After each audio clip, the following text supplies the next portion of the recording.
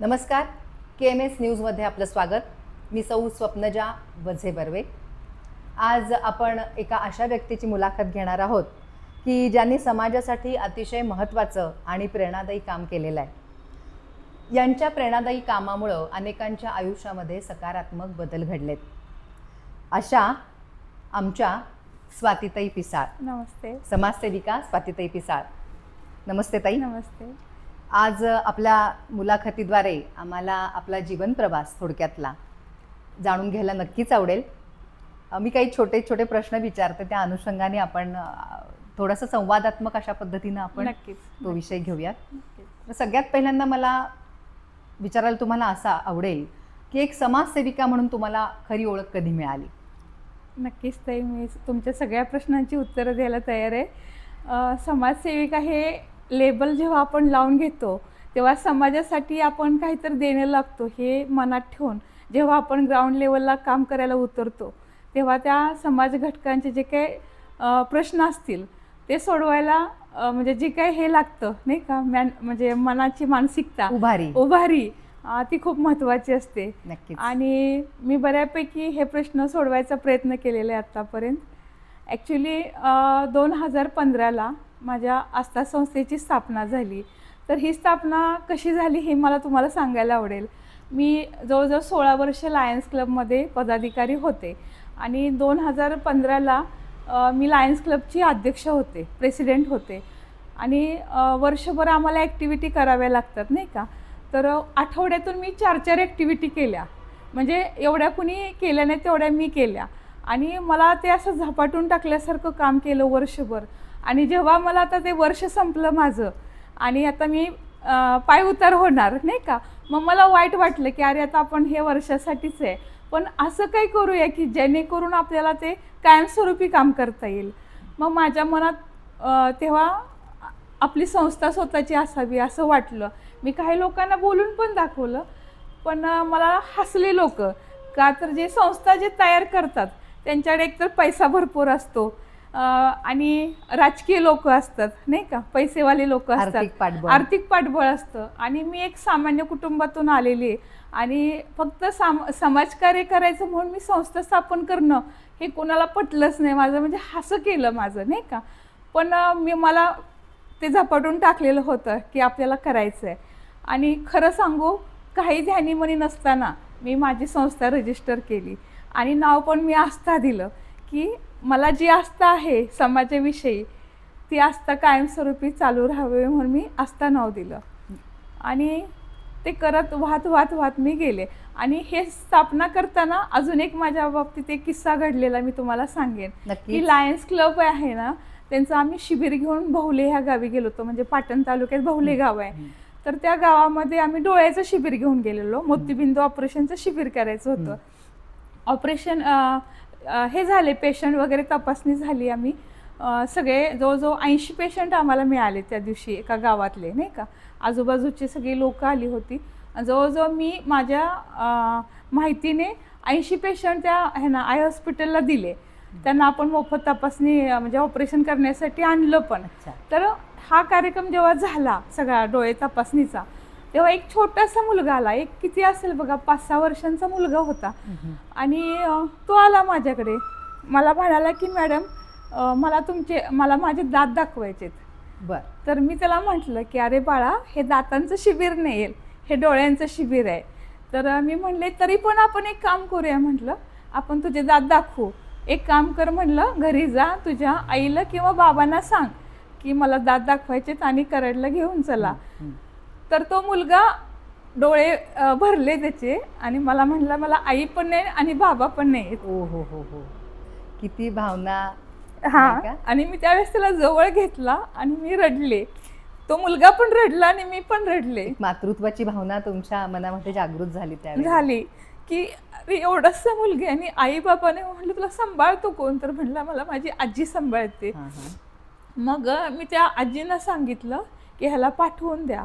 आणि जे सर होते तिथले की ज्यांच्या थ्रू आपण गेलो होतो शिबिरासाठी नाही का, त्यांना सांगितलं की अशी जी मुलं आहेत अनाथ मुलं त्यांची मला यादी पाहिजे. आईने बाबानेच अशा मुलांची मला यादी पाहिजे.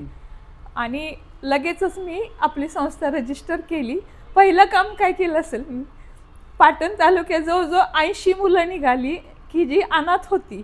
त्या मुलांना पूर्ण शाळेचं किट मी घेऊन दिलं. त्यामध्ये युनिफॉर्म होता, सॉक्स, शूज, वह्या, दप्तर, नंतर वॉटर बॉटल, कंपस, टिफिन, हे सगळं किट मी त्या मुलांना दिलं, आवश्यक साहित्य. हां, मी तिकडे गेले आणि ते सगळं त्या मुलांना माझ्याकडून मी दिलं. मला तेव्हा कुठेतरी समाधान वाटलं की अरे आपण सगळ्यांचा भार तर आपण नाही पेलू शकत, नाही का, पण एक फुलने फुलाची पाकळी आपण करू शकतो मदत. नक्कीच नक्कीच. आणि अशा तुमच्या संस्थेच्या अंतर्गत वेगवेगळे उपक्रम पण राबवले जातात, त्याच्याविषयी आम्हाला थोडक्यात सांगा. हो, अगदी ह्या मुलाचा जसा किस्सा झाला तसा अजून एक किस्सा हे काम करत असताना घडला. आपल्या इथे म्हणजे कराड तालुक्यातलंच आहे, एनपे गाव आहे, एनपे. तर त्या गावामध्ये एक बाई म्हणजे अगदी कमी वयाची, एक 35 वय असावं अंदाजे, ती गुरं चारायला गेली डोंगराकडे. आणि तिकडे गेल्यानंतर वडार समाजाच्या मुलांनी, जे एक अल्पवयीन होता त्याच्यामध्ये आणि एक असा माणूस होता, त्या दोघांनी तिच्यावरती बलात्कार करून तिचा मर्डर केला. अरे बापरे. आणि तिला अशी त्या डोंगर भागात टाकून दिली, नाही का. आणि घरी का आली नाही, संध्याकाळी उशिरा म्हणून तिची जाऊ गेली बघायला की ही कुठं अडकली. तर जावेने जेव्हा ते दृश्य बघितलं, ती कोमात गेली. 4 दिवस ती कोमात होती. इतके तिचे हाल हाल करून तिला मारली होती. इतका भयानक प्रकार. आणि मला दुसऱ्या दिवशी समजलं की एक असं ती मराठा समाजाची होती. ॲक्च्युली मला इथं काही जातीभेद नाही करायचा, पण स्त्री होती महत्वाचं. आणि मी कसं आहे की मराठा क्रांती मोर्चामध्ये अग्रेसर आहे, कोर्ट कमिटीमध्ये. आणि जिथं आपल्या ह्यांच्यावर अन्याय होईल महिलांच्यावरती, तिथं मी पहिली पुढं असते. मग मला काही ते सहन झालं नाही. आणि ते कोपर्डीचं प्रकरण झालेलं होतं, तसा हा प्रकार होता. मग तो मोठा झाला असता, पण मी DYSPना फोन केला की सर, म्हटलं मला हे काय पटलेलं नाही येईल, मी मोर्चा काढणार म्हटलं, नाही का. आणि त्या महिलेला न्याय मिळाला पाहिजे आपल्याला. तर ते म्हणाले की तुम्ही दंगा करू नका, फक्त शांत राहावा. आम्ही त्या दोघांना अटक केलेली आणि तुम्ही काय ह्यात लक्ष घालू नका. मला चेनच पडत नव्हता. मी दुसऱ्या दिवशी ना गाडीमध्ये महिलांना घेतलं आणि त्या गावामध्ये गेले. तर तिथं सगळे आपले DYSP, सगळे पोलीस तिथं छावण्या टाकून होते की कोपर्डीसारखं काय असं होऊ नये प्रकरण म्हणून, सिच्युएशन सांभाळण्यासाठी तिथं सगळे होते. मग मी म्हटलं सर, आपल्याला काहीतरी केलं पाहिजे. ते म्हटले आता हे बघा, आपण त्यांना अटक केले, जे काय करेल ते न्यायालय करणार, नाही का, त्याला शिक्षा. 2 दिवसांनी मी त्या गावातल्या सगळ्या लोकांशी कॉन्टॅक्ट करून त्यांना इकडे बोलवून घेतलं, कराडला. कॅन्डल मार्च काढला. मग कॅन्डल मार्च करताना त्यांची लहान मुलगी होती त्या बाईची, तिचे वडील गतिमंद होते आणि एक म्हातारी आहे जी खूप म्हातारी होती की जी तिला सांभाळू नव्हती शकत, अशी तिचं वय होतं. मग त्या बाळाला घेऊन मी बोलवलं की तुम्ही तिला घेऊन इकडे या. मग भर चौकामध्ये, दत्त चौकामध्ये सुरुवात झाली कॅन्डल मार्चला. मीडिया समोर होती. मग त्यावेळेस मी तिला 11,000ची मदत करून, तिच्या नावावरती फिक्स डिपॉझिट करून, ती पावती सगळ्यांच्या समोर मी तिच्या नावावरती ठेवली आणि घरच्यांच्या जवळ दिली आपल्या संस्थेमार्फत. एक फुलाची पाकळी तिच्यासाठी. मग ते फिक्स डिपॉझिट 7 वर्षांचं होतं. जाई मोहिते पतसंस्था आहे, तिथं मी ती पावती केली माझ्याकडून. आणि त्या बाळाला घेऊन मी घाटापर्यंत आम्ही कॅन्डल मार्च काढला. थोडंसं एक आणि कुटुंबाला एक छोटीशी मदत. 11,000 म्हणजे काही जास्त नाही, पण माझ्याकडून जेवढं एक आधार सुद्धा महत्वाचा असतो त्यावेळेस. आणि त्यावेळेस ते करणं खूप गरजेचं वाटलं मला. आणि खरं सांगायला खूप वर्ष गेली त्याच्यानंतर. आणि अचानक मला DYSP ढवळे, नवनाथ ढवळे इथं होते, त्यांच्यानंतर बदली झालेली होती. पण त्यांनी माझा नंबर त्यांच्याकडे होता आणि मला व्हॉट्सॲपला त्यांनी बातमी पाठवली, पेपर कटिंग, की त्यांना जन्मठेपेची शिक्षा झाली. आणि मला इतका आनंद झाला, माझ्या डोळ्यातून 2-2 धारा लागल्या. आज म्हणलं मला न्याय मिळाला, नाही का. आणि त्यांनी तेच सांगितलं की तुम्ही जी लढाई केली त्याला आज तुम्हाला न्याय मिळाला. अशा होणाऱ्या अन्यायावरती वाचा फोडणारे कोणीतरी प्रतिनिधी काम करणारं हवं असतं. तुमच्या माध्यमातून ती गोष्ट झाली. आणि तुम्हाला एक सांगू का, माझ्या आयुष्यामध्ये म्हणजे माझा मोठेपणा नाही सांगत, मी दिखावा असं काही केला नाही की मला कुणीतरी हे करावं म्हणजे नावजावं करावं किंवा काम करताना असं त्यात नाटकीपणा, एक प्रामाणिक भावना त्या पाठीमागे त्यामध्ये मदतीची. फक्त प्रामाणिक भावना. नक्कीच, नक्कीच. कारण केलं ते सगळं इथून केलं, मला काय मिळावं किंवा मला मोठेपणा मिळावा म्हणून मी कधीच काय केलं नाही. नक्कीच, खूप छान काम सुरू आहे. इतरही उपक्रम आपले हो. आहेत चालू, त्याच्याबद्दल जशी थोडं सांगा. 2015ला आपली संस्था रजिस्टर झाली ना, मग पहिल्यांदा मी तो अनाथ मुलांसाठी सुरूच वेगवेगळी केलं. शिबिरे पण आपण घेत शिबिरं असता. म्हणजे इतकी शिबिरं केली. पहिले मी छोटी मुलं की जी कुपोषित मुलं असतात नाही का, पंचायत समितीमध्ये गेले मी, अशा मुलांची लिस्ट काढली आणि सगळ्या डॉक्टरांना एकत्र करून त्यांच्यासाठी आपण शिबिर केलं. आणि नुसतं शिबिर करून उपयोग होत नाही, त्यांना औषधे दिली पाहिजेत नाही का, बरोबर. आयोडीन वगैरे, आयर्न, हे सगळं आपण त्या मुलांना प्रोव्हाइड केलं. आणि खूप छान असं जवळजवळ 500 मुलांचं शिबिर केलं मी. ते हे कुठे घेतलं शिबिर तुम्ही? पंचायत समितीच्या सभागृहामध्ये पंचायत केलं. समितीच्या सभागृहामध्ये. त्याच्यानंतर कॅन्सरचं एक शिबिर केलं. कारण कॅन्सरला एवढं हे कोणी करत नव्हतं की जाऊन आपण तपासणी केली पाहिजे महिलांची. जाणीव तेव्हा जागृती. नुसतं सह्याद्री हॉस्पिटल झालं होतं. मग सह्याद्री हॉस्पिटलशी मी टाईप केलं आणि मग त्यांनी काय केलं की टीम पाठवली आमच्या घोणशी गावामध्ये. मग त्यांनी टीम घेऊन मी गेले. तर तुम्हाला सांगायला म्हणजे मला हे वाटेल की महिला तपासणीला घाबरत होत्या आणि महिलांची तपासणी म्हणजे आतून तपासणी असते नाही का. मग ते जरा घाबरल्या महिला की अरे हे काय.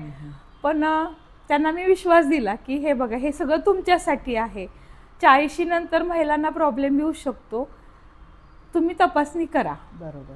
हां, मग त्यामध्ये हे तपासणी आपण करून घेतली महिलांची. अगदी एक दोघींनाच थोडंसं काहीतरी प्रॉब्लेम होता, पण तो औषधांनी कव्हर झाला. आणि आमच्या गावातलेच एक जण जे तंबाखू खात होते आणि त्यांना तोंडामध्ये थोडंसं नुसती सुरुवात झाली होती, पण ह्या शिबिरामुळं त्यांचा जीव वाचला. अगदी सुरुवात. कारण कॅन्सर कसं असतो की जेव्हा 3ऱ्या स्टेजला जातो तेव्हा आपल्याला कळतो आणि तेव्हा उशीर झालेला असतो. पण ही सुरुवात होती, माझ्यामुळं हे जीव वाचला थोडक्यात. हां. आणि माझ्या गावामध्ये मी काय केलं की महिलांना आपल्या थोडंसं व्यायामाचं महत्त्व करावं, स्वतःकडे त्यांनी बघावं. म्हणून मी सकाळी पहाटे 5ला इथून एक योगाच्या टीचर होत्या. अच्छा. पहाटे 5ला रिक्षाने त्या गावात जायच्या आणि मंदिरामध्ये त्या महिलांचं ते योगा प्राणायाम घेत होत्या. कुठे ह्या गोष्टी चालायच्या? घोणशीला, माझ्या गावी. हां, माझ्या गावी.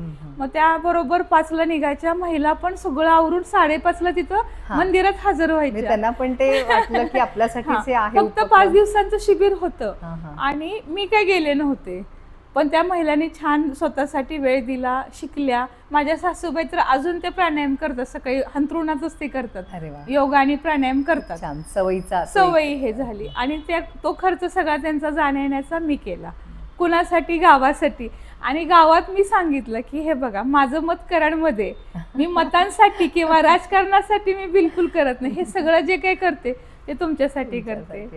आरोग्याच्या संदर्भातली जाणीव जागृती महिलांच्या मध्ये अशिक्षित म्हणता येणार नाही, पण ज्या खेडेगावात राहतात आणि ज्या स्वतःकडे फार लक्ष देत नाहीत, अशा महिलांच्यासाठी अशा काही उपक्रम होणं नक्कीच आवश्यक आहे. दिव्यांग मुलं कराडमध्ये आहेत, तर दिव्यांग मुलांचं पण आपण शिबिर घेतलं. आणि इथे 7 नंबरची शाळा आहे ना, तिथं दरवर्षीच मी शिबिर घेते. कारण इथल्या मुलांचे, इथं ऊस तोडणी कामगारांची मुलं जास्त असतात किंवा स्लम एरियातली मुलं आणि त्यांचे पॅरेंट्स स्वतःकडे लक्ष देत नाहीत. मग दरवर्षी मी ते शाळेमध्ये शिबिर घेते. मग ह्याच्यामध्ये ना आपण फिजिओथेरपी शिबिर घेतलं, नंतर रक्तातली साखर नाही का, हे तपासणी करून आपण त्यांना औषधं पण देतो. आणि अशी शिबिर आपण बऱ्याच ठिकाणी केलेली आहेत. खुबी गावामध्ये तर त्यांच्याकडे हे असते, नवदुर्गेचं खूप मोठं हे असते, नवरात्रीच्या निमित्ताने महिला एकत्र येतात नाही का. मग त्या खुबी गावात जाऊन आपण जवळ 700 महिलांना औषधं वगैरे दिली आणि त्यांची शुगर डिटेक्ट झालेली त्यांना माहिती पण नव्हतं. एक तर आजीबाई, मला किस्सा सांगायला आवडेल की आजींना म्हणलं, अहो आजी या ना तुम्ही का बसलाय, शुगर चेक करा. मला म्हणली, हे बघ बाई, आत्ता आहे आंब्याचा सीझन, मला आंबे खाऊ दे पोटभर आणि मग मी तपासेन. जर मी आत्ता तपासली आणि शुगर निघाली, घरातले मला आंबे खाऊन देणार नाहीत. मला इतकं हे झालं ना. हां, ठीक आहे म्हणलं, तुमच्या भावना पोचल्या म्हणलं. पण असं असं पण काही काही हे झालं आपल्याला, म्हणजे अनुभव खूप आले. आरोग्याचे प्रश्न तर आहेतच, पण बरेचसे सामाजिक प्रश्न जे आहेत त्याच्यावरती काम होणं आवश्यक आहे. असं तुम्हाला काय वाटतं की कोणत्या घटकांवरती अजूनही लक्ष दिलं पाहिजे किंवा ह्या विषयावरती काम व्हायला पाहिजे? तुम्ही तर बऱ्याच आस्पेक्ट्सनं या सगळ्या गोष्टी करतातच आहात, पण अजूनही तुम्हाला असं काय वाटतं की समाजाचा पण त्याच्यात सहभाग पाहिजे? खरं सांगायचं तर महिला आता पहिल्यासारख्या अबला नाहीत राहिलेल्या, आता सबला झालेल्या आहेत. म्हणजे महिलांसाठी आपण जे करतो ते आता महिलांना इतकं त्याचं महत्त्व पण वाटत नाही, नाही का, की आपल्यासाठी कुणीतर काहीतरी करते. आता सगळ्या सबला झालेल्या आहेत त्या. आणि ह्यावेळेस मी आज मला वाटते कालच दादांना म्हटलं, प्रत्येक वर्षी मी महिला दिन घेते. 11 वर्ष झाली संस्थेला. दरवर्षी नवदुर्गेची आपण नवदुर्गेमध्ये 9 महिलांना पुरस्कार देतो. बरोबर. त्या थोड्याशा सिनियर असतात, हां. म्हणजे वयस्कर, की त्यांनी आयुष्यभर काम आणि समाजासाठी योगदान काहीतरी दिलेलं. केलंय. हां. आणि हे आपल्या महिला दिनाचे पुरस्कार त्यामध्ये अनलिमिटेड असतं. म्हणजे ह्यावेळेस तरी 23 पुरस्कार झालेत अरे आपले. वा. हां, तर मी काय सांगत होते की महिलांसाठी आता मला काही करायचं नाही, आता मला पुरुष दिनानिमित्त पुरुषांसाठी काहीतरी करायचंय. अर्थातच समाजाचा एक हां. घटक म्हणजे दोन्ही हो. आपण जर का Balance महिला-पुरुष साधला. समानता हां. मानत असू हां. तर म्हणजे मानतोच आपण, त्या पद्धतीनं पण ह्या गोष्टीवरती विचार होणं खूप गरजेचं आहे. कारण बऱ्याच ठिकाणी मी असं बघितलं, म्हणजे मला सांगायला खरं तर वाईट वाटते, मी महिलांसाठी काम करणारे, पण बऱ्याच ठिकाणी महिला डॉमिनेट करतात पुरुषांना, असं पण मला चित्र बघायला मिळालं. काही कायदे त्यांच्या बाजूने आहेत सक्षमपणे, त्याच्यामुळे ते त्याच्यामुळे थोडस गोष्टी होत असतील म्हणजे कदाचित. कुटुंब सावरायला दोघांचं पण हे पाहिजे नाही का, योगदान पाहिजे. एकाने म्हणजे एका चाकावरती चालत नाही गाडी, नाही का. आता ह्या सगळ्या समाजकार्यामध्ये तुम्ही जेव्हा आलात तेव्हा एक जनरेशन म्हणून काही गोष्टी तुमच्या लक्षात आल्या का, की आजची नवयुवा पिढी किंवा या ह्याच्यामध्ये समाजकार्याकडे बघण्याचा दृष्टिकोन आत्ताच्या पिढीचा किंवा पूर्वीचा कसा होता, ह्याच्यातलं तुम्ही काय सांगाल? पूर्वी जी लोक करत होती समाजकार्य मनापासून करत होती. आत्ता जी लोक करतात ना, फक्त मोबाईलवरती फोटो काढण्यासाठी आणि दाखवण्यासाठी आणि राजकीय पोळी भाजण्यासाठी. सगळी मी म्हणत नाही, पण बऱ्यापैकी 80% लोक हेच करतात. आणि जी 20% लोक आहेत ना, ती खरोखर करतात. म्हणजे ते शिक्षणात पण अग्रेसर असतात. आणि आता तुम्ही म्हणाला युवा पिढीसाठी, तर युवा पिढीसाठी तुम्हाला आत्ता सांगू का, खूप गंभीर प्रश्न काय आहे की त्यांच्या नोकरीचा आणि त्यांच्या लग्नाचा. त्याचप्रमाणे व्यसनाधीनता पण म्हणजे आता आपल्या कराडमध्येच कितीतरी कोटींचं ड्रग्ज सापडलेलं आहे. म्हणजे खूप गंभीर समस्या आहे. तर तुम्हाला सांगायला मला वाईट वाटते की खेडेगावामध्ये ना बरीच मुलं शिकून बेकार आहेत. त्यांना नोकरी नाही म्हणून छोकरी नाही, लग्न झालेलं नाही. फ्रस्ट्रेशनमध्ये ही पिढी चाललेली. आणि संध्याकाळी 7 वाजले ना, असे सगळ्या गावातले कट्टे धरून मुलं बसलेली असतात आणि नुसते मोबाईलवरती ते रील्स बघणं करणं हाच त्यांचा उद्योग झाला. वेळेचा सदुपयोग हा तो करून घेऊ शकत नाहीत म्हणण्यापेक्षा त्यांची ती इच्छा नाही, तो इच्छा नाही वेळ सत्कारणी लावण्याचा. बरं ठीक आहे, तुम्हाला नोकरी नाही, तुम्ही काहीतरी व्यवसाय करा, चहाची गाडी टाका, वडापावचा गाडा टाका. त्यांना कमीपणा वाटतं हे काम करायला. त्यांचं प्रेस्टिज खोटं प्रेस्टिज आड येते. पण कष्टाने माणूस मोठा होतो किंवा आपण काय म्हणतो की चांगल्या मार्गाने पैसे कमवणं ह्याच्यामध्ये लाज वाटण्यासारखी कुठलीच गोष्ट नाही आहे. असेही त्यांच्यावरती संस्कार आईवडिलांचे खचितच नसणार आहेत की अशा काही गोष्टी करायला त्यांनी लाजायला पाहिजे. पण ह्या युवकांच्या मानसिकतेमध्ये पण बदल व्हायला पाहिजे. म्हणजे गावाकडे खूपच वाईट अवस्था आहे. थोडीफार मुलं शिकलेली ती बाहेर पडलेली आहेत, पण जी शिकून बेकार आहे त्यांना काहीच करायचं नाही. आपण मग त्यांना रोजगार संधी उपलब्ध होईल अशाही काही गोष्टी त्यांची पण मानसिकता हवी आहे ना, की आपल्याला काहीतरी केलं पाहिजे, करायचंय. ही पण मानसिकता हवी ना, आतून यावं लागेल त्यांना की आपल्याला काहीतरी केलं पाहिजे. समाजासाठी राहू दे, तुमच्यासाठी तर तुम्ही करा, नाही का, तुमच्यासाठी तर तुम्ही करा. आणि जी मोठी लोक आहेत ना ती मोठी होत गेली आणि जी छोटी ती छोटीच राहिली. तुमच्याकडे घराण्यात काही समाजकार्याचा वारसा नसून सुद्धा अनेक गोष्टींचे चांगले वाईट अनुभव तुमच्या गाठीशी आहेत. तर मला असं सांगा की ह्या सगळ्या गोष्टी इतकी वर्ष तुम्ही सातत्यानं करत आहात, तर असं कधी वाटलं का की आपण एकट्यानेच ह्या गोष्टी का करायच्या किंवा मीच का, किंवा ह्या काही गोष्टी करत असताना की बाबा नको आता हे सगळं, आता नाही आपल्याला ह्यात उतरायचं किंवा आपल्याला इथून पुढे जाऊन काही करायचं नाहीये, अशी मानसिकता तुमच्या एखाद्या गोष्टीसाठी झाली का, किंवा एखादा टर्निंग पॉइंट प्रसंग घटना अशी झाली का की तुम्हाला असं वाटलं? नक्कीच. खरं तर हे काम करताना मला खूप अडचणी आल्या. एकतर आमची घराणेशाही आणि आमच्यातल्या महिला अजिबातच बाहेर पडलेल्या नव्हत्या. मी सुरुवात केली आमच्या गोंशी गावात जेव्हा मी राहायला होते तेव्हा माझे चुलत सासरे मला हे करायचे, स्वाती तू बाहेर पड, तुला हे करायचं आहे. आणि एकता महिला दूध डेअरी तिथं स्थापन केली, त्यामध्ये माझा पण थोडाफार हातभार आहे. पण ते करताना मला काय झालं की मला स्वतःला हे करावं लागलं की बाहेर पडण्यासाठी माझी मानसिकता तयार करायला लागली, म्हणजे निर्माण करावी लागली की अरे ह्या बायका कुणी बाहेर जात नाही, आपण कसं जायचं. मग ह्या गोष्टी तुमची मानसिकता तयार तुम्हाला करावी लागली असं म्हणताय, पण कुटुंबाचा हा सगळ्या गोष्टीचा पाठिंबा कुटुंबाचा पाठिंबा होता. म्हणजे सुरुवातीला मला असं थोडं वाटलं की अरे कुणीच बाहेर पडत नाही. आणि माझ्या मिस्टरांना हे राजकीय काय आवडत नव्हतं, सामाजिक तू काही कर, मग राजकीय काही करायचं नाही, त्यांनी पहिल्यापासूनच सांगितलं होतं. समाजकारण राजकारण वेगवेगळ्या ह्याला गेलं पाहिजे. आणि एक विश्वास होता माझ्यावरती की ही करेल तर चांगलंच काहीतरी करेल, त्यामुळे मला कधी आड कोणी आलं नाही माझ्या. म्हणजे असं म्हणायला हरकत नाहीये की का यशस्वी स्त्रीच्या पाठीमागे कुटुंब उभं असेल तर ती स्त्री काय काय. माझ्या सासूबाई एक दिवस मला म्हणाल्या की हे बघ, हत्ती चालत असतो, कुत्री भुंकत असतात, आपण तिकडे लक्ष द्यायचं नाही, तुला जे करायचं ते तू कर, अशा माझ्या सासूबाई मला बोलल्या. 10 हत्तीचं बळ माझ्या अंगात आलं. आणि आज जे ह्या ट्रॉफीज आहेत ना, हे जे मी कमवले, ही माझी प्रॉपर्टी आयुष्यभराची. आणि एक टर्निंग पॉइंट तुम्ही म्हटला की बास आता नको, तशी वेळ माझ्यावरती आली होती. म्हणजे हे सगळं करताना का नाही कुठंतरी मला झगडावं लागत होतं नाही का. आर्थिकचा प्रश्न निर्माण होत होता, कारण जी माझी स्वप्न होती माझ्या संस्थेसाठी, जे करायचं होतं मला, वृद्धाश्रम करायचं होता, अनाथाश्रम करायचं होतं, असं काही ते डोक्यात होतं माझ्या, ते मला करता आलं नाही का तर आर्थिक ह्याच्यामुळं. कारण हे सगळं करताना समाजातल्या काही दानशूर व्यक्तींनी पण आपल्याला मदत करावी लागते नाही का, हे सगळं आपल्या एकट्याचं काम नसतं. मग थोडंसं हे झालं होतं की किती दिवस मी माझा जवळचा खर्च करणार. मग एक दिवस मला कुणीतरी सांगितलं की एका पोलीस मॅडम होत्या, त्यांना संस्था हवी तयार नाही का, त्यांना संस्था घ्यायची, रजिस्ट्रेशन दत्तक अशा स्वरूपात पाहिजे होती. मग मी विचार केला की बाबा आपण आपली संस्था देऊन टाकू, आता बस मला होत नाही. आणि ॲक्च्युली इथं मीटिंग झाली आपल्या घरामध्ये, ते सगळे आले आणि हिशोब ठरला. आकडा सांगू मी तुम्हाला, फक्त 70,000 ते बोलल्या की 70,000 आम्ही तुम्हाला देऊ, आणि ते पण 3 टप्प्यामध्ये तुम्हाला देऊ, तुमची संस्था आम्हाला देऊ द्या. मी त्यांना तेव्हा काहीच बोलले नाही.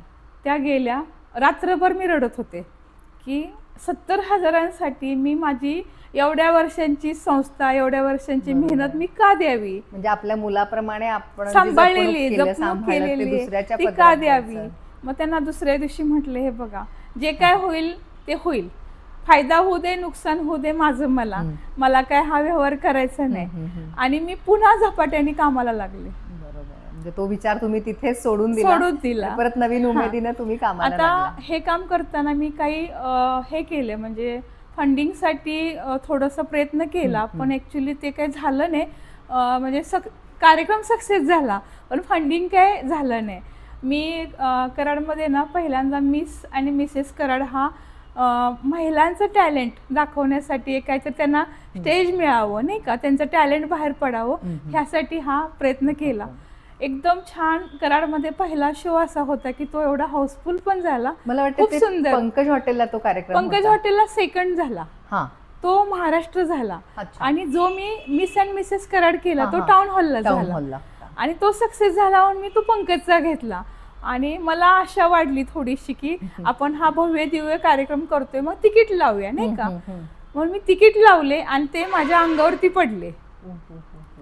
तिकीट गेले. त्या उपक्रमाच्या माध्यमातून तुम्हाला वाटलं की थोडेसे काहीतरी पैसे जनरेट होतील आणि ते आपण इकडे, आणि ते संस्थेला आपण काहीतरी करू शकू, फंडिंग होईल, म्हणून मी ते केलं. पण ते झालं उलट. आणि त्यावेळेस जवळजवळ मला 1.5 लाख माझ्या स्वतःचे जवळचे घालावे लागले त्यावेळेस. असं झालं. आणि त्याच्यानंतर ठीक आहे, मी घातले, माझी संस्था आहे, मी केलं. कार्यक्रम तर छान झाला, महिलांना त्यांचं टॅलेंटला वाव मिळाला. त्याच्यानंतर मी छोट्या मुलांसाठी किड्स फॅशन शो केला, तो पण खूप सुंदर झाला. म्हणजे तो अप्रतिम असा होता, जवळजवळ 40 किड्स होते. आणि इतका सुंदर कार्यक्रम झाला. खरं मला इच्छा आहे की तो परत करावा असं. नक्की आणि एक कार्यक्रम असा केला की इंडियन आयडॉल तुम्ही बघता. माझी खूप दिवस इच्छा होती, मला स्वतःला गाण्याची आवड आहे आणि आपण कराड आयडॉल करूया असं मला वाटत होतं. आणि लागले मी कामाला. मला करावं की नको, मला लाईव्ह शो पाहिजे ही माझी इच्छा होती. मग पुण्याचे आपण जज बोलवले आणि खूप सुंदर असा हा कार्यक्रम आपण टाउन हॉलला केला, कराड आयडॉल. आणि एक मुलगा असा होता की त्याला 500 रुपये आपण एंट्री फी ठेवली होती. त्याला 500 रुपये भरायला त्याकडे पैसे नव्हते, त्याचे पैसे मी भरले. पण टॅलेंट होतं. आणि तुम्हाला पटणार नाही की तोच मुलगा आपला कराड आयडॉल झाला. अरे वा. आणि आपण 3 कॅटेगरी ठेवल्या होत्या, लहान, मधली आणि मोठी. तर त्या मधल्या कॅटेगरीमध्ये तो बसला आणि इतका सुंदर तिने ते गाणं गायलं ना, परफॉर्म केला. असं हे 4 शो माझ्या आयुष्यातले सगळ्यात भारी हे म्हणजे मी अविस्मरणीय असे, कारण मी खूप जीव ओतून ते सगळं केलेलं होतं. कुठलाही विषय जो आपण मनापासून आनंदानं आणि अगदी जीव ओतून त्या गोष्टीमध्ये आपण राहतो किंवा काही गोष्टी करतो, त्याच्यामध्ये सक्सेस हे 101% मिळतं. बरोबर. अजून एक सांगायला आवडेल की हे सगळं करत असताना मी म्हणलं आपण सगळ्यांसाठी केलं, माझ्या शेतकरी बळीराजासाठी मी काही केलं नाही. आणि मला असं वाटलं की आपण हे करायला पाहिजे. ठीक आहे, शेतकरी सगळे घरटी आहेत नाही का, भारतीय अर्थव्यवस्थेचा कणा आपला बळीराजा शेतकरी आहे. कारण मी एक व्हिडिओ बघितला की अरे शेतकरी दिवस होता तो त्या दिवशी, आणि मेथीच्या पेंड्या अक्षरशः त्याने रस्त्यावरती टाकल्या, येणार जाणाऱ्या सगळ्यांना अशा मोफत वाटल्या, भावच नाही. आणि तो काय म्हणला की मी एवढं कष्ट केलं, त्याचं ते नांगरण हे ते सगळं एवढं कष्ट केलेलं पण मला मिळालं नाही, मग माझं काय उपयोग म्हणले एवढे करून. बरोबर आहे. म्हणजे तो खचलेला होता. आणि ते बघून मला कुठेतरी मनात वेदना झाल्या की अरे आपल्या शेतकऱ्याला शेतीच्या मालाला हमी भाव मिळावा अशी मला, म्हणजे मलाच काय सगळ्यांनाच इच्छा आहे, पण मला जास्त वाटतं की हे बघा. मग मी बऱ्याच शेतकऱ्यांना असं सांगितलं की तुम्हाला शेती करायला आवडते, शेती करताय तुम्ही, पण तुम्ही व्यापाऱ्यांना का विकताय नाही का, व्यापाऱ्यांना विकू नका तुमचा माल, तुम्ही स्वतः विका. तुम्ही जेव्हा स्वतः विकाल तेव्हा तुम्ही मोठे शेतकरी व्हाल आणि तो पैसा तुम्हालाच भेटेल नाही का. तुम्ही कष्ट करणार आणि त्याच्यावर व्यापारी मोठा होणार, हे मला कुठेतरी पटत नव्हतं. त्या शेतकऱ्यांना सगळ्या मी धनुर्वाताची लस आपण दिली की हा काम करत असताना स्वतःकडे बघत नाही, पायाला लागतं चावतं काय पण तो बघत नाही. मग त्या सगळ्या शेतकऱ्यांना आपण धनुर्वाताची लस दिली आणि मग हा कार्यक्रम मला करायचा होता. मग मी लागले कामाला. 1 महिना मी यूट्यूबला सर्च करत होते. शेतकरी सगळेच असतात नाही का, पण थोडंसं प्रगतशील शेतकरी आणि बांधावर काम करणारं शेतकरी पाहिजे होतं आणि मोठ्या प्रमाणात मला असं पाहिजे.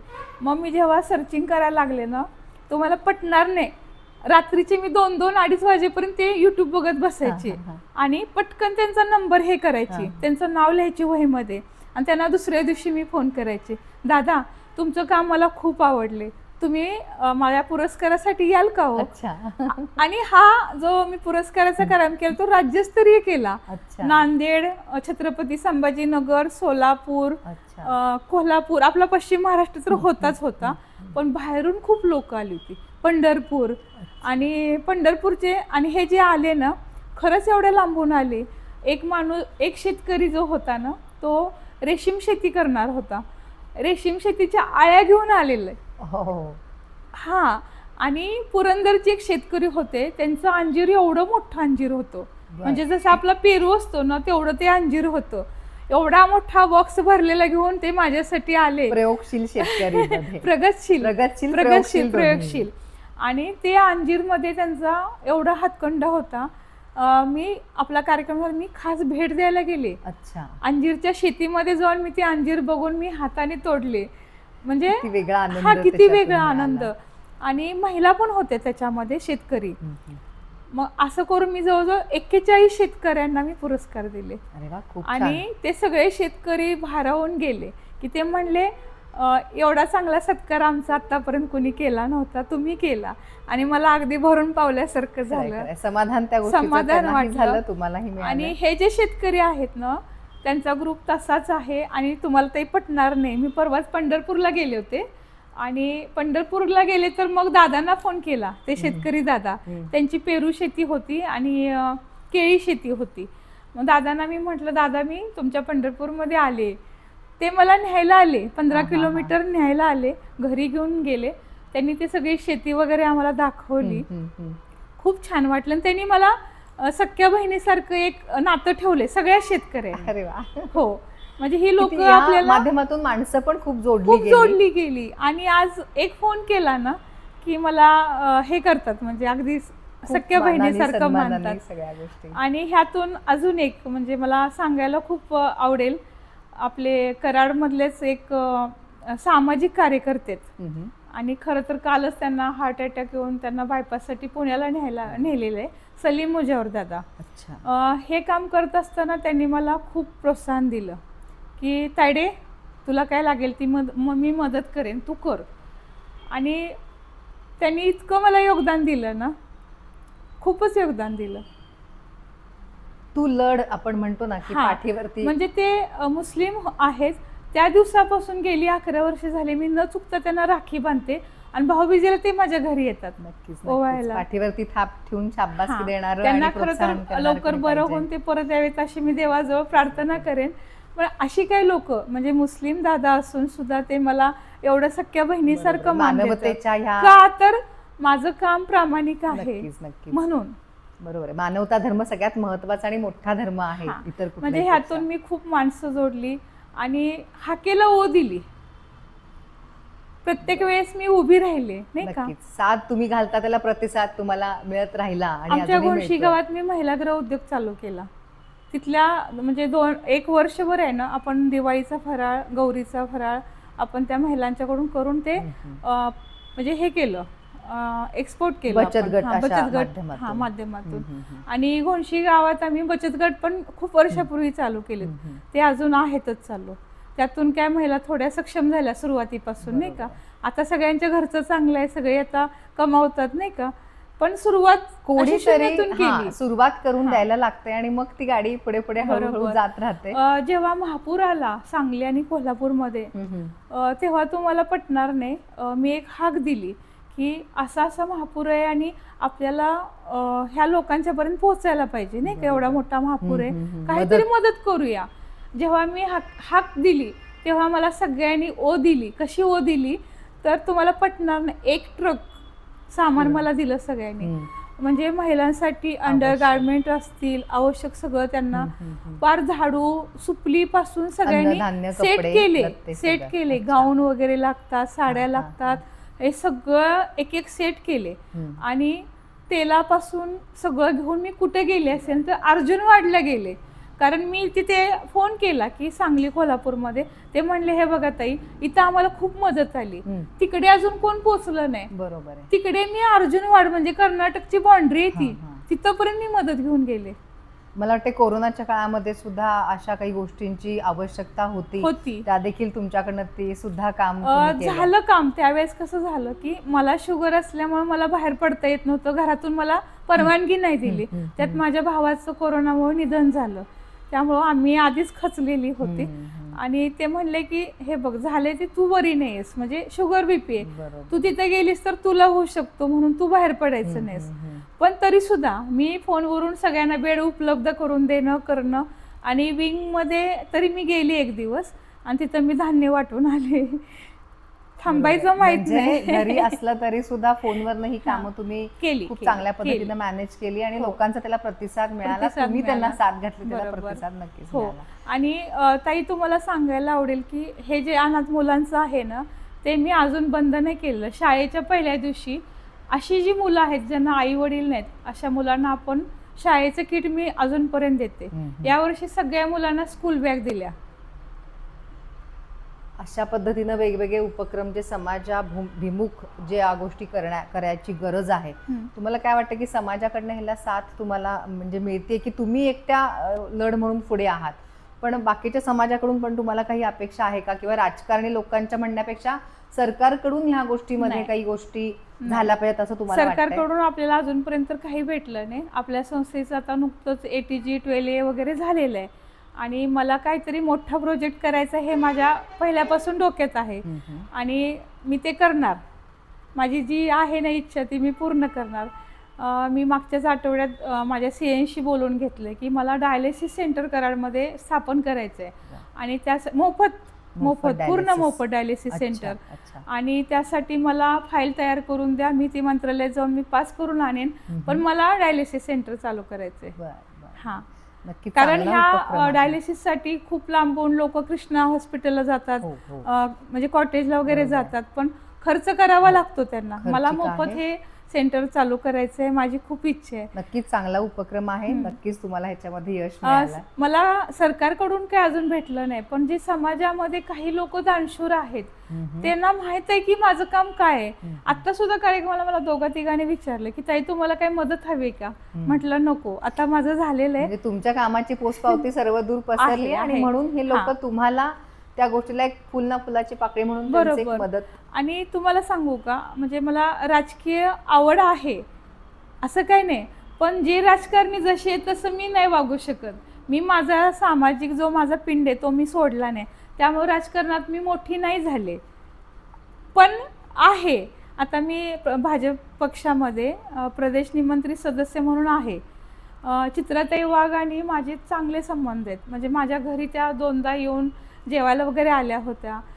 चांगले अतुल बाबांच्या माध्यमातून मी काम करत होते, पण आता थोडंसं मी थांबले की आता हे आपल्या संस्थेला थोडंसं उभारी देऊया, जरा थोडंसं मागं पडलं होतं ते काम परत चालू करूयात, असं हे करून मी आता पुन्हा कामाला लागले. आता हा सगळा व्याप डोलारा भरपूर मोठा आहे, वेळ देणं पण तितकंच गरजेचं आहे. अशी या सगळ्या गोष्टी करताना अशी तुमची जीवाची अशी दमछाक होत नाही का? दमछाक होत, म्हणजे मला आता कसं आहे, मला ते सराव झालाय पटकन नाही का, की मला ते जमतं. हे काम करत असताना माझ्या कुटुंबाकडे, माझ्या नवऱ्याकडे, माझ्या मुलांच्याकडे मी कधीही दुर्लक्ष केलं नाही. अगदी मीटिंगमध्ये असली तर मी पोरींना फोन करून दूध करून ठेवले, ज्यूस करून ठेवले, तो पी बरं का. म्हणजे मी कधी दुर्लक्ष नाही केलं. कुठे जायचं म्हणलं ना, मी पहाटे उठून जेवण बनवून तयार, पण मी कधीही दुर्लक्ष नाही केलं. स्वतःकडे केलं मी. आज शुगर BP त्यामुळेच आहे की मी स्वतःकडे बघितलं नाही, पण मी समाजासाठी वेळ देते. आणि हे करत असताना मला खूप आनंद मिळतो, खूप शांत वाटतं. आज आपल्याकडून काहीतरी चांगलं झाले, समाधान मिळतं. आज ह्यावेळेस आपण महिला दिनानिमित्त जवळजवळ 23 महिलांचे आपण सत्कार घेतोय. त्यामध्ये एक 3-4 मुली पण आहेत. आता MPSC मधून एक मुलगी कृषी अधिकारी झाली. अरे वा. मग गोंदेगावची मुलगी आहे, तिचा आपण सत्कार देतोय, करतोय. अशा काही मुली पण आहेत आणि महिला पण अशा आहेत की त्या कोळशातल्या खाणीतून आपण जसे हिरे शोधून काढतो तसे मी हे हिरे शोधलेले आहेत. आणि ओळख आहे किंवा नातं आहे म्हणून मी कुणाला पुरस्कार देत नाही. तुमचं काम आहे, तुम्ही पैसे मिळवा, त्याबद्दल माझं दुमत नाही, पण समाजासाठी तुम्ही काय योगदान देता, अशा महिला मी उचलत असते. म्हणजे खरे जे हिरे आहेत समाजामध्ये जे वावरतात किंवा या माध्यमातून जे खऱ्या पद्धतीनं आहेत पुढे, त्यांनाच या सगळ्या गोष्टी. आणि जेव्हा हे आपल्या ऍड बाहेर पडली, मला खूप जणींनी मेसेज केले, फोन केले की ताई आम्हाला पुरस्कार द्या. मी त्यांना सांगितलं तुमच्या कामात अजून प्रगती होऊ देत, तुमची वेळ नाही आलेली अजून पुरस्काराची, तेवढं तुम्ही काबिल व्हा, मग तुम्हाला मी पुरस्कार. योग्य ठिकाणी पुरस्कार आपोआप चालू. बरोबर, तुमचं काम तेवढं मोठं हवं. नक्कीच. आणि यातून मला काही स्वार्थ नाही, मला कशाचीही अपेक्षा नाही की माझ्या महिलांना त्यांना वाव मिळावा, त्यांच्या कामाचं कौतुक व्हावं, म्हणून हा सगळा प्रयत्न. खरं तर एक बाई दुसऱ्या बाईला खेचायलाच बसलेली असते, पुढं जाऊ देत नाही. म्हणजे बऱ्यापैकी हे उदाहरण सगळ्यांना माहिती आहे, पण एकमेव मी असेल, एकमेव म्हणायचं नाही, मला माझं कौतुक नाही करायचं, पण मी अशी आहे की अरे हिला आपण हात देऊया, हिच्यात टॅलेंट आहे, हिला जर आपण हात दिला ही बरंच काही पुढं जाऊ शकते, हे मला माहीत असतं, म्हणून मी तिला हात देत असते. नक्कीच नक्कीच. मी इथंच आहे, मी अजून माझ्यात काही बदल झाला नाही, मी मोठी नाही झाले, पण मी इतरांना हात देऊन पुढे आणते. नवीन पिढीला तुम्ही ह्याच्यामध्ये कसं मार्गदर्शन कराल, म्हणजे ही पिढी समाजकार्यामध्ये उतरायच्या दृष्टीनं किंवा काय प्रयत्न असायला पाहिजेत एका स्त्रीचे, म्हणजे तुमच्यासारख्या संस्थांचे, तुम्ही स्थापन केलेल्या संस्थांचे, किंवा कुटुंबाकडनं नेमकं काय पद्धतीचं त्यांना मार्गदर्शन मिळायला पाहिजे युवा पिढीला ना? खरं तर शिवाजी जन्माला यावा पण तो दुसऱ्याच्या घरी, बरोबर ना? हां, हे आशय सगळीकडेच आहे. काही लोकांना आपल्याला अजून तयार करावं लागेल, त्यासाठी मानसिकता तयार करावी लागेल. आता शाळा कॉलेजांमध्ये थोडंसं समुपदेशनासाठी व्याख्यानं व्हायला हवीत आणि त्यासाठी आपल्यासारख्या सामाजिक कार्यकर्त्यांनी त्यात भाग घ्यावा. कारण ही युवा पिढी कुठेतरी भरकटली, मोबाईलमुळं हे जास्त प्रमाण झालेलं आहे की ही भरकटली पिढी. तर त्यांना आपल्याला वयात येताना, म्हणजे मी हे पण केलेलं आहे, एक कळी उमलताना वयात येणाऱ्या मुलींसाठी आम्ही हे काम केलेलं आहे. पण ते एकदा करून दोनदा करून नाही होणार, सातत्य पाहिजे त्याच्यामध्ये की हे आपल्याला प्रत्येक प्रत्येक तालुक्यामध्ये जिल्ह्यामध्ये जाऊन शाळांना आपल्याला टार्गेट केलं पाहिजे की तिथं हे म्हणजे ज्ञानप्रबोधिनी आपल्याला तिथंच हे होणार ना, मुलांना मार्गदर्शन करता येणार. कारण आता उपदेश द्यायचं पण अवघड झाले. म्हणजे अतिशहाणी म्हणतो ना तशी पिढी झालेली आहे. त्याला आपण मार्गदर्शन आपण म्हणतो, पण ते मार्गदर्शन घेण्यासाठी सुद्धा लोक आजकाल मानसिकता तयार नाही होत नाही. म्हणून आपल्याला शाळा कॉलेजांमध्ये हे करावं लागेल, उपक्रम करावा लागेल. एखादा राजकारणी नेता घडतो तसा एखादा समाजकारण करणारा किंवा समाजकार्य करणारा नेता काही करिअर त्याचं होऊ शकतं का ह्याच्यामध्ये? तुम्हाला काय वाटतं, करिअर आहे का ह्याच्यामध्ये काही? आता आजकाल लोक करिअर ह्याने खूप काही बिझनेस समाजकारणामध्ये म्हणताय तुम्ही. समाजकारणात करिअर नाही होऊ शकत. समाजकारण करायचं म्हणलं ना खिशातले पैसे टाकावे लागतात आणि मगच समाजकार्य होत असतं. आणि राजकीय कसं असतं की राजकीय लोकांना ते त्यांच्याकडे ते असतं, आर्थिक भांडवल भरपूर असतं, ते करू शकतात. पण समाजकारणात तुम्हाला म्हणजे करिअर नाही होऊ शकत. तुमचं नाव होऊ शकतं चांगलं, अरे सामाजिक कार्यकर्ते हे नाव मिळू शकतं, पण त्याच्या मागे जे तुमचं कष्ट, तुमचं जो त्रास आणि जो होणारा खर्च तो प्रचंड असतो. आणि त्या सगळ्याला तुम्हाला इतर लोकांची साथ लागते की नॉट ओन्ली तुमचं एक कुटुंब प्रमुख म्हणून तुम्ही असाल किंवा कुटुंबातला एक घटक म्हणून असाल, तर इतर लोकांची सुद्धा त्यांना तेवढीच साथ असावी लागते. आज मी पुढे होऊन काम करते ना, पण एखादी अशी म्हणत नाही की अरे तू करते ना चल मी पण येते. हे जेव्हा म्हणेल तेव्हा आपला समाज खूप चांगला बदल झालेला दिसेल तुम्हाला. त्या गोष्टीची अजूनही जाणीव नाही असं म्हणूया का उदासीनता आहे, असं नेमकं काय? उदासीनता नाही, म्हणजे महिलांच्या थोडंसं हे राहतं, म्हणजे जलसी वृत्ती राहते तशी राहते की अरे ती करते म्हणजे तिला तिचं नाव पाहिजेल आहे, तिला टेंबा मिरवायचे समाजामध्ये, फोटो काढायचे, पेपरला नाव यायला पाहिजे. म्हणजे हे मी निगेटिव्ह बोलते.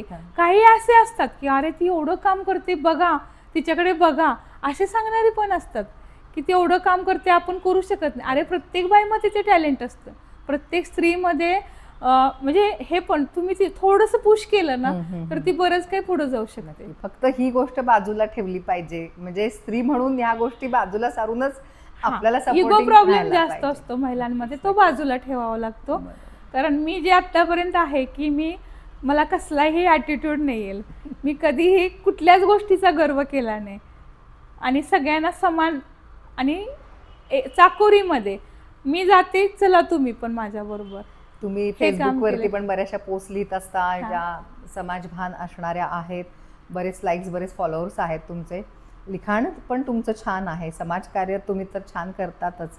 पण आणि एक व्यक्ती म्हणून तुम्हाला काय वेगळे छंद आहेत? समाजकारण हा विषय झाला, किंवा एक समाजसेविका म्हणून एक तुमचा वैयक्तिक काय छंद आहे? तुम्हाला गाणं म्हणायला आवडतं किंवा असं? अरे वा, मला सगळ्याच गोष्टी आवडतात, फक्त मला नाचायला येत नाही एवढंच एक.